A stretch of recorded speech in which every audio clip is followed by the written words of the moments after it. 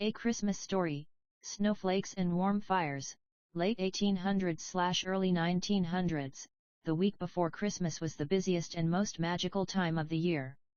Everyone was rushing about, getting ready for the big day.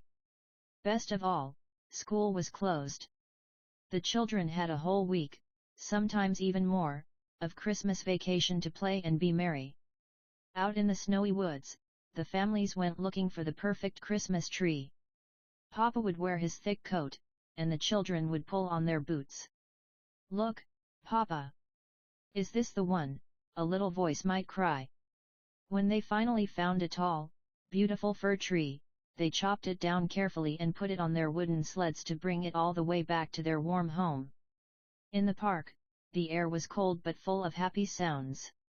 The children were bundled up tight, their cheeks rosy red as they zipped and spun while ice skating on the frozen pond. Swish, swish, swish went their skates. Others worked hard building snowmen.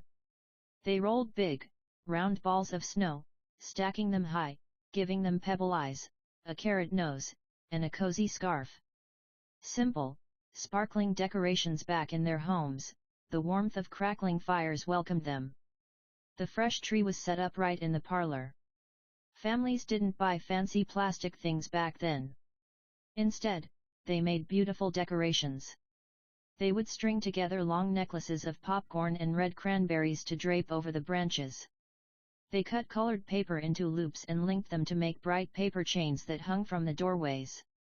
The tree was decorated with simple, pretty treasures, shiny glass baubles, painted pine cones, and even little walnuts dipped in gold paint. The most special part was the light. They clipped real, tiny candles right onto the tree branches.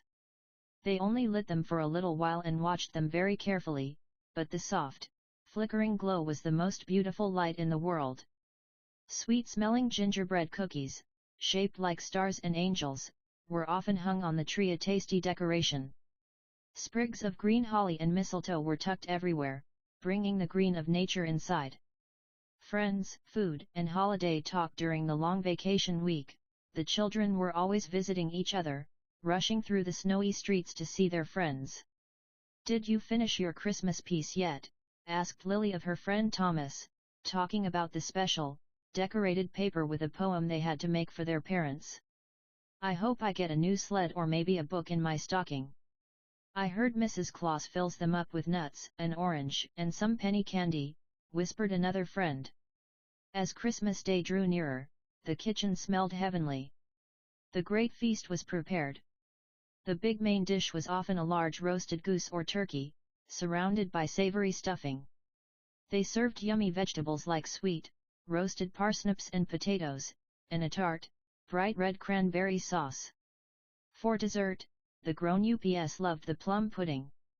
It was dark, spicy, and full of fruit, and sometimes they would pour a little brandy over it and light it on fire, just for a moment, before slicing it. There were also sweet mince pies and big plates piled high with homemade shortbread cookies and fruitcakes. The magic of Christmas Eve, the last full day of the Christmas vacation week, was Christmas Eve. Before bed, the children had one final, very important duty: the last-minute letters to Santa Claus. Around the warm parlor table, little 6-year-old Eleanor wrote, "Dear Santa, please remember the new doll with the porcelain face." Her older brother, James, wrote, "Sir, I would greatly appreciate a new train set and perhaps a real pocket knife." The letters were tucked into the fireplace mantel, the only proper way to send a letter straight to the North Pole. As the house grew quiet, the children's eyes were wide with anticipation. Suddenly, a sound drifted in from the street. A group of neighbors, wrapped in heavy scarves, stood just outside their fence.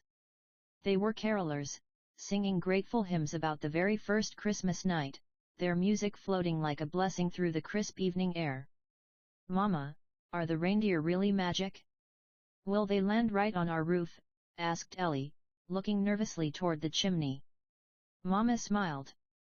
"Oh, yes, dear. They are the strongest, quietest animals in the whole world. Now, darlings, you must be asleep by the time the church bells ring at midnight. If Santa sees even one little eye peeking, he will fly right by our house. They hung the stockings by the fireplace, leaving a tiny space at the top. After one last hug, the children climbed the stairs, their minds full of sleigh bells and the sweet promise of Christmas morning. Christmas morning, early riser magic. It was still dark outside, but who needed sunshine when it was Christmas morning? Little Ellie woke first and quietly woke her brother James and sister Lily. Tiptoeing down the stairs, they reached the bottom step and froze. The air was different.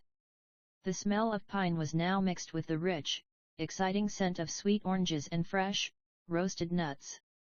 The 3 woolen stockings were now bulging and round. Then they looked toward the tree. Underneath the fragrant branches were piles of wrapped packages, and standing nearby was a beautiful, carved rocking horse, and a gleaming tin train set. "Mama! Papa!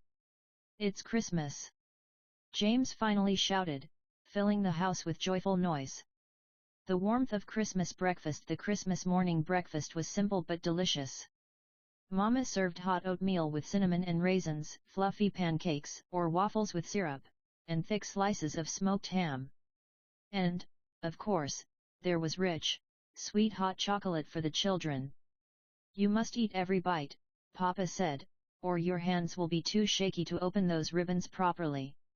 Joy and wonder, opening the Christmas presents finally, it was time. They gathered around the tree. Hanging over the mantel, they found a special piece of thick, cream-colored paper sealed with a red wax S. Papa took the special letter and read Santa's message aloud. "My dearest children, James, Lily, and Ellie, I want to tell you about the true magic of this day. It is not found in the bright sparkle of a new toy. It is found right here, in your own house. The real joy of Christmas comes from the warmth you make inside, especially when the world outside is cold." The rest of the letter continued, urging them to be kind, grateful, and to cherish the simple, loving gifts. "Merry Christmas to all. Yours truly, S. Claus." Now they eagerly opened the gifts. James unwrapped his train set, a sturdy wooden pop gun, a new adventure book, and a real, shiny pocket knife. Ellie unwrapped her beautiful doll with a porcelain face, a miniature tea set, and wooden building blocks. Lily received a new writing desk box with a pen, a jump rope, and a cloth-bound scrapbook. The parlor was soon filled with the cheerful sounds of the train clicking and the pop gun popping. A day of delight, the Christmas afternoon. The afternoon was peaceful. Neighbors and friends stopped by to wish the family well, bringing jars of preserves and plates of shortbread cookies.